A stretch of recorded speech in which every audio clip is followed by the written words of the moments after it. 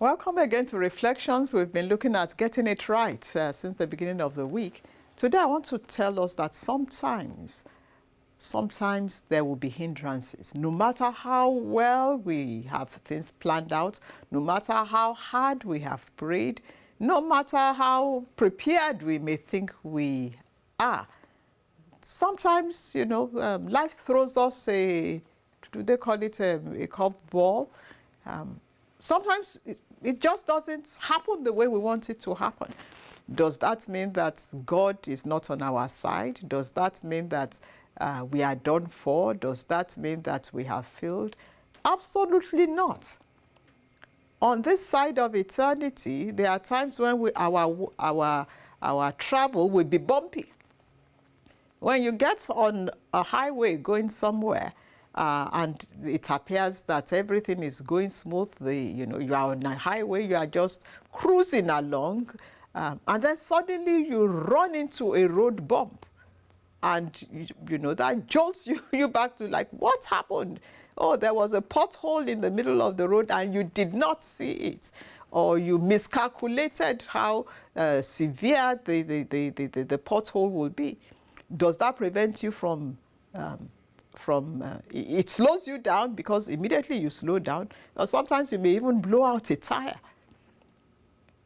and then you have to park somewhere and change your tire and all that good stuff. Or sometimes you just slow down, and you wonder what happened. You look back and then you continue on your journey, but then there has been somewhat of a delay.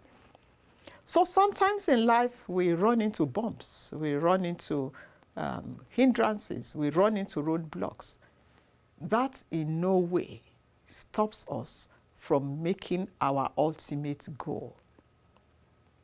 It's just a delay. It's just a hindrance. The Apostle Paul in 1 Thessalonians 2 verse 18 said to the Thessalonian church, he said, I wanted to come to you, but he said, Satan hindered me. He said more than once, I tried, but Satan hindered me.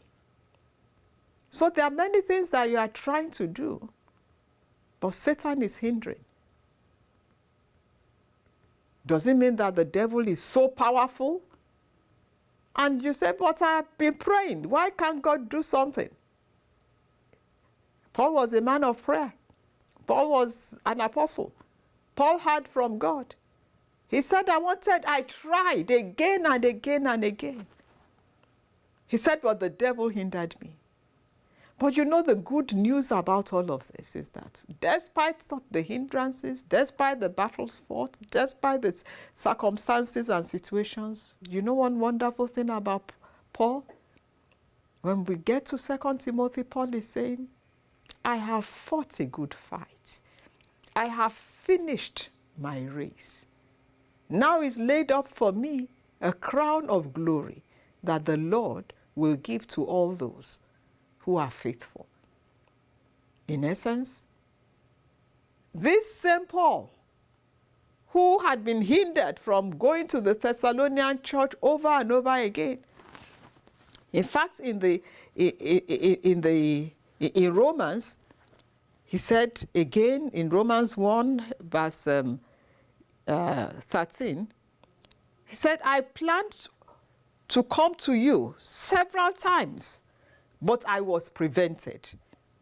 He said, I wanted to impart some gifts to you. I wanted to be a blessing to you. I tried many times, not once, not twice, not 3 times. He said, but I was prevented.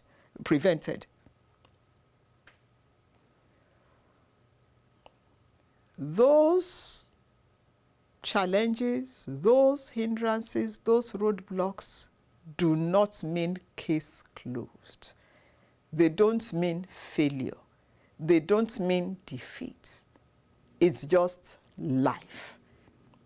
And you continue. He was hindered, but he continued to do other things. He was prevented, but he continued to do other things.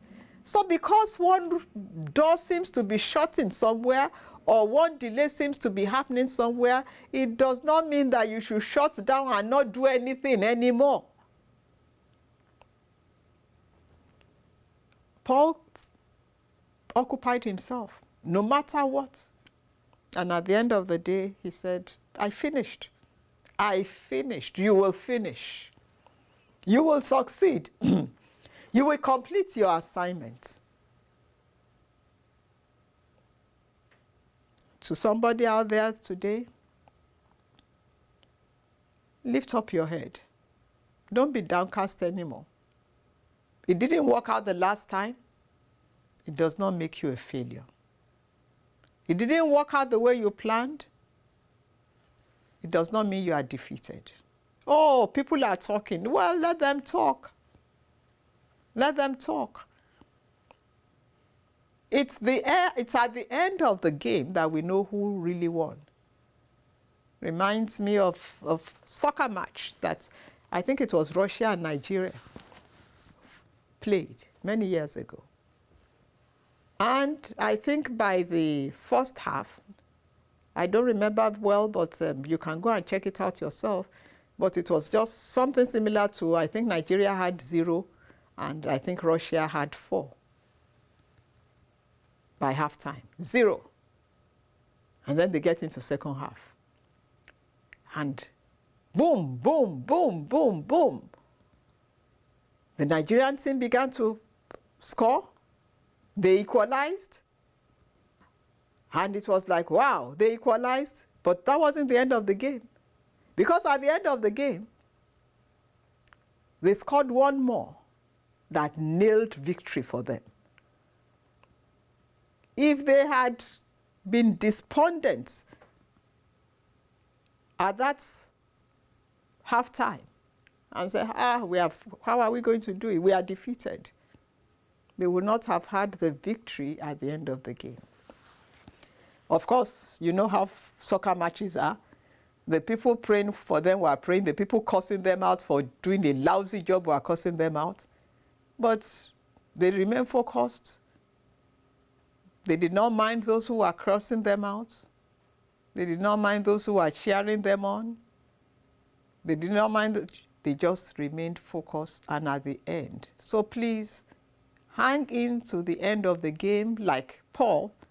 Because after all the things Paul had gone through, shipwreck, beating, prison, everything, hindrance from going to minister to people he really wanted to minister to, who needed ministration, who needed help. At the end of it all, he said, I have finished. He said, I have done very well. He said, my reward is waiting for me. Your reward will come to you. Be encouraged. You're on your way up. You are on your way to completion. You are on your way to celebration. Again, as usual, bringing you your hope pill for the day. And good news, it is Fumi Obilano on Reflections.